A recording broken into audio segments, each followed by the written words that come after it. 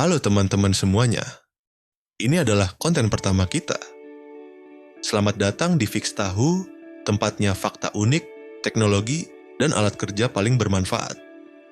Di sini kita akan membahas 5 alat kerja yang sangat dibutuhkan di dunia proyek. Kali ini kita akan membahas meteran. Pernah kepikiran nggak, kenapa meteran selalu jadi alat pertama yang dicari saat kerja di proyek? Alat kecil ini ternyata punya sejarah panjang dan kegunaan yang nggak bisa diremehkan. Meteran pertama kali dikembangkan pada akhir abad ke-18, seiring berkembangnya kebutuhan akan satuan panjang yang seragam di seluruh dunia. Sistem metrik sendiri resmi diadopsi oleh Prancis pada tahun 1799. Pada masa awal, alat pengukuran masih berupa tongkat kayu. Tapi, tahukah kamu? Meteran gulung pertama dipatenkan oleh Alvin J. Fellows pada tahun 1868 di Amerika Serikat. Namun, ia hanya menyempurnakan desain yang sudah ada yang dibuat pada tahun 1821 di Inggris oleh James Chesterman. Alvin Fellows mengambil desain Chesterman dan menambahkan elemen pengunci yang memungkinkan pita terkunci saat dipanjangkan, sehingga menciptakan fondasi untuk pita pengukur yang dapat ditarik seperti saat ini. Sejak saat itu, meteran terus berkembang menjadi bentuk praktis seperti yang kita kenal sekarang. Fungsi utama meteran tentu saja untuk mengukur panjang, lebar, tinggi, bahkan keliling. Tapi seiring waktu, meteran hadir dalam banyak varian.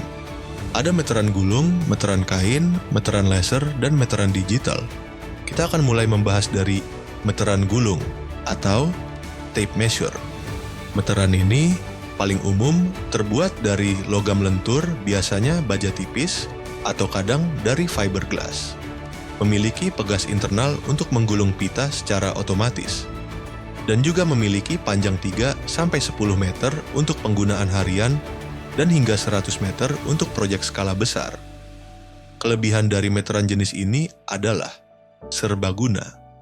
Bisa digunakan oleh tukang bangunan, teknisi, arsitek, hingga pekerja proyek lapangan. Awet, materialnya tahan banting dan tahan air. Presisi tinggi dengan satuan sentimeter, milimeter, dan inci. Lalu meteran ini juga memiliki kekurangan, yaitu sulit digunakan di permukaan tidak rata atau saat mengukur objek tinggi tanpa bantuan. Yang kedua adalah meteran kain. Biasa dipakai di bidang jahit-menjahit. Meteran ini memiliki karakteristik yaitu terbuat dari kain, fiberglass, atau plastik lentur. Sangat fleksibel dan ringan, mudah digulung manual. Kelebihan dari meteran kain adalah cocok untuk mengukur bentuk melengkung atau permukaan lunak seperti tubuh manusia, kain, atau pipa. Tidak melukai atau merusak permukaan yang diukur. Kekurangan: kurang presisi jika dipakai dalam pengukuran teknik atau proyek berat.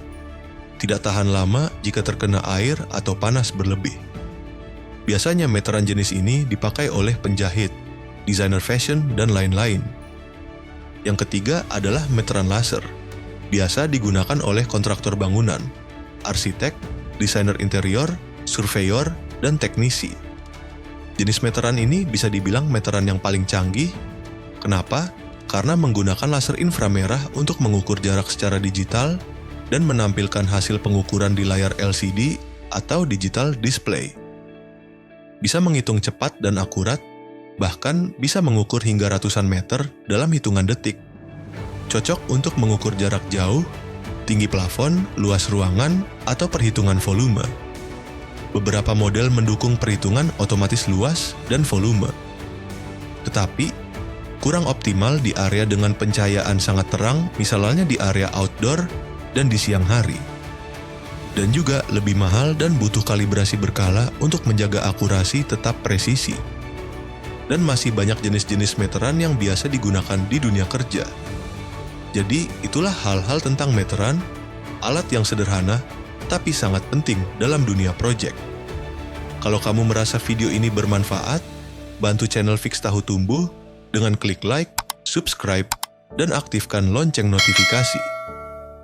Di video berikutnya, kita bakal bahas alat yang nggak kalah penting, yaitu obeng. alat kecil yang ternyata punya lebih dari 10 jenis kepala. Sampai jumpa di video selanjutnya.